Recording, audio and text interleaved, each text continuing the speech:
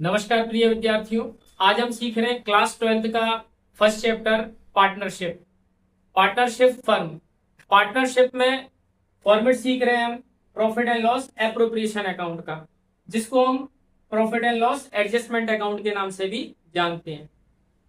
चूंकि हम पार्टनरशिप के बारे में पढ़ रहे हैं, तो जो पार्टनर्स के बीच में जो प्रॉफिट डिस्ट्रीब्यूट किया जाता है, उसके लिए हम profit and loss appropriation account जो है वो बनाते हैं।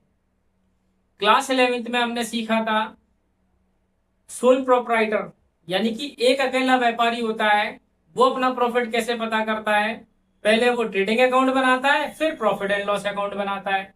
प्रॉफिट एंड लॉस अकाउंट में उसको पता चल जाता है, नेट प्रॉफिट आता है तो उसको पता लग जाता है कि ये नेट प्रॉफिट मेरे को हुआ है, तो वो अकेला रख लेता है। क्योंकि अकेला ही ओनर है, उसी ने बिजनेस को स्टार्ट किया था, किसी को उसको देना नहीं है, तो वो सारा का सारा प्रॉफिट जो है वो अकेले रख लेता है। लेकिन यहां पर क्या होता है, पार्टनर होते हैं फर्म में कम से कम मिनिमम 2 और मोर 50, तो वो अपना पैसा लगाकर स्टार्ट करते हैं बिजनेस को, तो उसको अपन फर्म बोलते हैं। ठीक। अब जो नेट प्रॉफिट आया होता है प्रॉफिट एंड लॉस अकाउंट में, वो अपन यहां पर मेंशन करते हैं। इसकी कहानी भी बिल्कुल प्रॉफिट एंड लॉस अकाउंट की तरह होती है। जैसा कि हम प्रॉफिट एंड लॉस अकाउंट में सारे के सारे एक्सपेंस डेबिट में लिखते हैं, इसमें भी हम एक्सपेंस डेबिट में लिखते हैं। लेकिन ये जो एक्सपेंस है वो पार्टनर से रिलेटेड है, क्योंकि पार्टनरशिप पढ़ रहे हैं अपन। और प्रॉफिट हम प्रॉफिट एंड लॉस अकाउंट में क्रेडिट साइड में लिखते थे, तो यहाँ भी अपन को प्रॉफिट क्रेडिट में लिखना है, ठीक है ना, जो कि पार्टनर से रिलेटिव होगा। ठीक। अब सबसे पहले अपन लिखते हैं इसमें जो नेट प्रॉफिट अपना प्रॉफिट एंड लॉस अकाउंट में आया होता है, वो प्रॉफिट अपन यहां ट्रांसफर कर देते हैं। ठीक है, यहां पर अपन लिख देंगे नेट प्रॉफिट। ठीक। इसके बाद पार्टनर ने बिजनेस में पैसे लगाए, तो पार्टनर बोलते हैं कि भाई हमको उस पर दो इंटरेस्ट, तो अपन लिख देते हैं, देते हैं उनको इंटरेस्ट। एक्सपेंस है फर्म के लिए, क्योंकि फर्म तो देगी पार्टनर्स को इंटरेस्ट ऑन कैपिटल। यहां पर मैं माना हुआ हूं कि दो पार्टनर हैं, ठीक है, मैंने मान लिया है कि दो साझेदार हैं, ए और बी। तो इंटरेस्ट ऑन कैपिटल हम ए को भी देंगे, इंटरेस्ट ऑन कैपिटल हम बी को भी देंगे। कितना इंटरेस्ट ऑन कैपिटल देना है ये क्वेश्चन में मेंशन होगा। अब कोई पार्टनर फर्म में काम कर रहा है, तो उसको सैलरी दी जाएगी, जो कि फर्म के लिए एक्सपेंस है, सैलरी अकाउंट। ए काम कर रहा है तो ए को सैलरी दी जाएगी, बी काम कर रहा है तो बी को सैलरी दी जाएगी, और यदि दोनों ही काम कर रहे हैं तो दोनों को सैलरी मिलेगी। ठीक।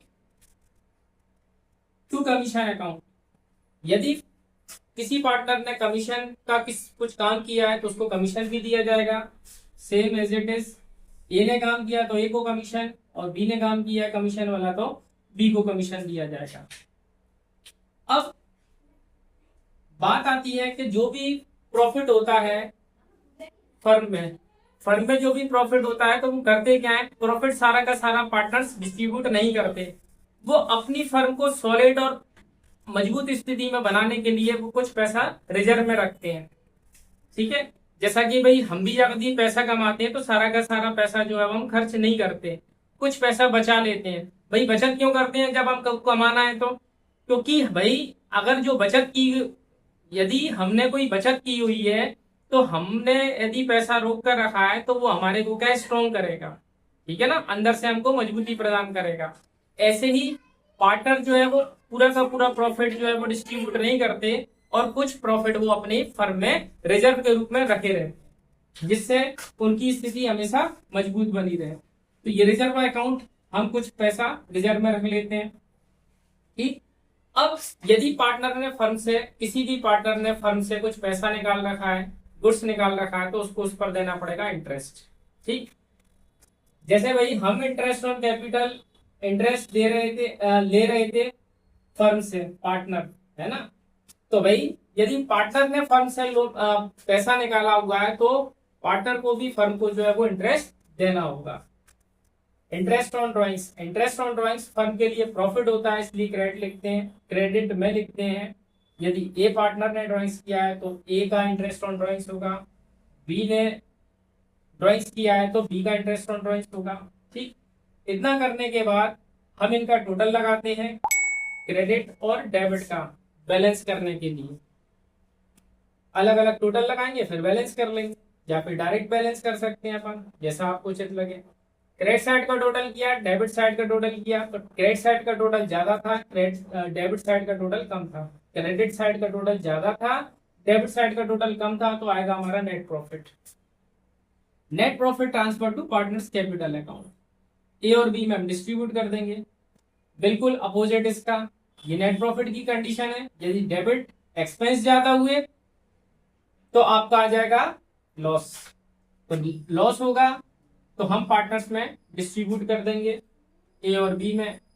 इफ एनी, दोनों में से एक ही आएगा भाई, ठीक है नहीं, कॉमन सेंस है, या तो प्रॉफिट ही आएगा या फिर लॉस आएगा, है ना। दोनों एक साथ नहीं आ सकते कि भाई हमको प्रॉफिट भी हो गया और हमको लॉस भी हो गया, है ना, दोनों में से एक ही आएगा। तो ये हमारे profit and loss appropriation account का फॉर्मेट।